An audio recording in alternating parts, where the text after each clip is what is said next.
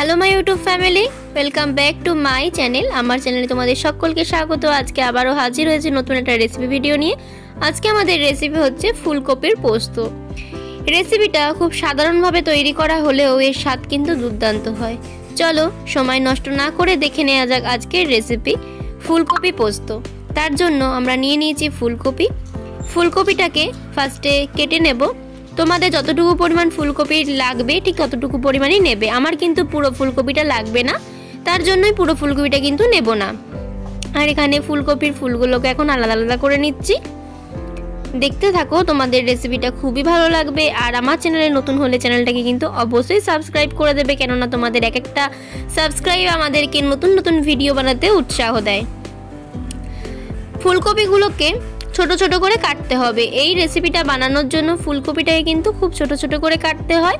দেখে বুঝতেই পারছো কতটা পরিমাণে ছোট ছোট করে আমি কেটে নিচ্ছি। ঠিক এই রকমভাবে কাটলে তবেই কিন্তু ফুলকপি পোস্তর স্বাদটা খুব ভালো হয়। আর এতে চাইলে তোমরা আলুও ব্যবহার করতে পারো, তবে অরিজিনাল যে ফুলকপি পোস্ত তাতে কিন্তু আলু ব্যবহার করা হয় না। ফুলকপি খেতে খেতে যদি বোর হও তাহলে এই ফুলকপির রেসিপিটা অবশ্যই একবার ট্রাই করে দেখতে পারো। আশা করি তোমাদের এই রেসিপিটা খুবই ভালো লাগবে। এবার জলের মধ্যে ফুলকপিগুলোকে ভালোভাবে ধুয়ে নিচ্ছি। আর জলের মধ্যে আমি সামান্য একটু লবণও অ্যাড করেছিলাম, যাতে ফুলকপির মধ্যে থাকা কোনো কীটনাশকের যে ক্ষতিকর প্রভাবটা সেটা যাতে কেটে যায়। এইভাবে এটাকে 5 মিনিট রেখে দেব। 5 মিনিট জলের মধ্যে রাখার পর এটাকে ভালোভাবে ধুয়ে নিচ্ছি। ধুয়ে তুলে নিলাম। এইরকমভাবে ফুলকপিগুলোকে সুন্দর করে ধুয়ে ফার্স্টেই তুলে নিতে হবে। এবার একটা তাওয়া বসিয়ে দিয়েছি গ্যাসের ওভেনে, দিয়ে দিয়েছি সর্ষের তেল।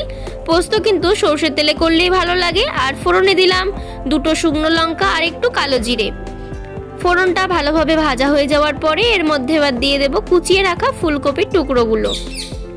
সমস্ত ফুলকপির টুকরোটা তেলের মধ্যে দিয়ে দিলাম। এবার ফুলকপিটাকে কিন্তু খুব সুন্দরভাবে লাল লাল করে কিন্তু ভেজে নিতে হবে। এখানে তোমরা একটু লবণ ব্যবহার করবে। আমি এখানে আমার আন্দাজ মতো লবণ ব্যবহার করলাম আর দিয়ে দিলাম হলুদের গুঁড়ো। লবণ আর হলুদটা দিলে ফুলকপিতে যেমন একটা সুন্দর রঙও আসবে হলুদের কারণে, আর লবণ দেওয়ার ফলে ফুলকপির মধ্যে থাকা জলটা কিন্তু খুব সহজে বেরিয়ে আসবে। আর ভাজাটাও কিন্তু খুব তাড়াতাড়ি হয়ে যাবে।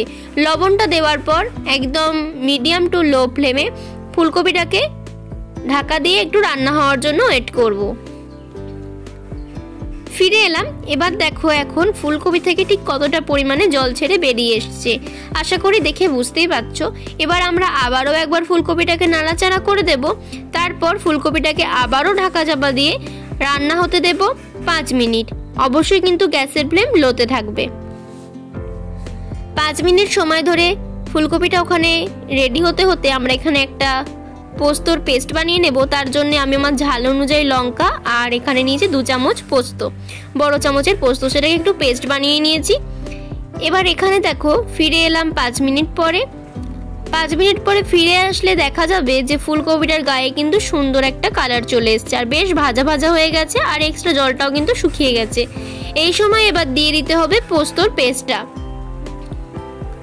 পোস্তর পেস্টটা এখানে দেওয়ার পরে এবার আমরা পোস্তর বাটি ধোয়া যে জলটা, মিক্সির বাটি ধোয়া জলটাও কিন্তু এখানে ব্যবহার করলাম। তবেই কিন্তু একটু মাখা মাখা খেতে হবে আর বেশ ভালো লাগবে খেতে। এটা তোমরা গরম ভাত অথবা রুটির সাথে খেতে পারো, দুর্দান্ত লাগে এর স্বাদ।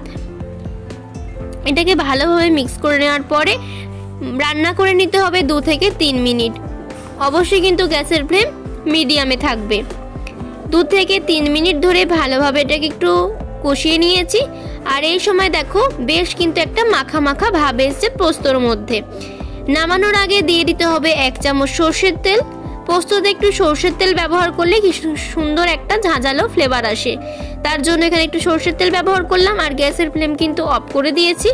দেওয়ার পর এটাকে ভালোভাবে একটু মিক্স করে নিতে হবে। তারপর এটাকে ঢাকা চাপা দিয়ে স্ট্যান্ডিং টাইমে রেখে দিতে হবে 2 থেকে 3 মিনিট। তারপর আমরা সুন্দর করে এটাকে সার্ভ করে নেব। আশা করি তোমরা বুঝতে পারলে আজকের এই সহজ রেসিপিটা। ফুলকপি পোস্ত যতটা সুন্দর এবং যতটা সহজভাবে বানানো যায়, এর স্বাদ কিন্তু তার থেকে অনেক বেশি সুন্দর হয়।